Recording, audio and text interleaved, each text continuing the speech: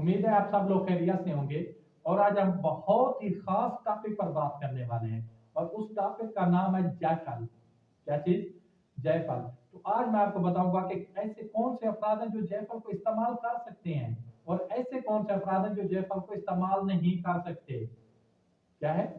कौन से ऐसे अफराद हैं जो जायफल को इस्तेमाल नहीं कर सकते। इसलिए वीडियो के शुरू में बता रहा हूँ कि आपने इस वीडियो को मुकम्मल देखना है ताकि किसी भी इंसान का कोई नुकसान ना हो।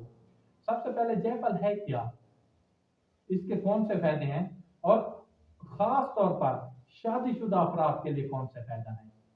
सबसे पहले जायफल का एक फल होता है, मतलब पाकिस्तान में, चाइना में, इंडोनेशिया में, सभी मुल्क में पाया जाता है। लेकिन जो सबसे अच्छा फल होता है जायफल का वो इंडोनेशिया इंडोनेशिया में पाया जाता है। और जायफल एक फल होता है, इसके अंदर एक गुठली होती है, गुठली के अंदर एक मग्ज होता है, उसको क्या कहते हैं? जायफल कहते हैं, मग्ज जायफल। और जिसका बेशुमार फायदे हैं। सबसे पहले जो नंबर 1 पे, दिल के अमराज के लिए बेहद जरूरी है। ऐसे अफराद जिनको दिल के मरीज हैं, उनके मतलब दिल में डिस्टर्ब है या वो हार्ट पेशेंट हैं, तो वो जायफल का इस्तेमाल करें। इसके अलावा मैदे के लिए बेहद जरूरी है। ऐसे अफराद जिनका मैदा हर वक्त खराब रहता है, असाब की बीमारी है, फालिज है, लकवा है, तो उनके लिए जायफल बेहद जरूरी है। सब। और इसके अलावा पेट में कीड़े हैं, क्या चीज? पेट में कीड़े हैं या पेट में गैस बन जाती है, कोई भी चीज खाते हैं अफारा हो जाता है, और इसके लिए मतलब है आप जायफल का इस्तेमाल करें। इंशाल्लाह इंशाल्लाह अल्लाह ने चाहा तो आप बिल्कुल ठीक हो जाएंगे। और ऐसे अफराद जिनके बाल गिर रहे हैं, मतलब वक्त से पहले गिर रहे हैं या मतलब खानदान में उनकी विरासत है, तो वो जायफल का इस्तेमाल करें। और सबसे ज्यादा, सबसे अहम, इसके बाद बताने वाला हूँ, दांतों की कमजोरी के लिए बेहद जायफल जरूरी है। और सबसे खास बात ये मर्दों के लिए, ये एक कुदरती वाइग्रा है। क्या चीज है? कुदरती वाइग्रा है। इसलिए मैं सबसे पहले वीडियो में कह रहा था कि जो खैर शादीशुदा अफराद है वो इसको इस्तेमाल नहीं कर सकते, वो इसको बर्दाश्त नहीं कर सकेंगे। क्या चीज? वो इसको बर्दाश्त नहीं कर सकते।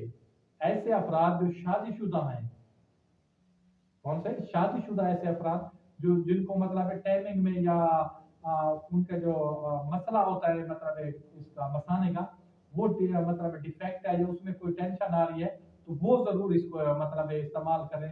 इस्तेमाल करें और ये नुस्खा नोट कर ले खास तौर पर। मगज जायफल 20 ग्राम। क्या चीज?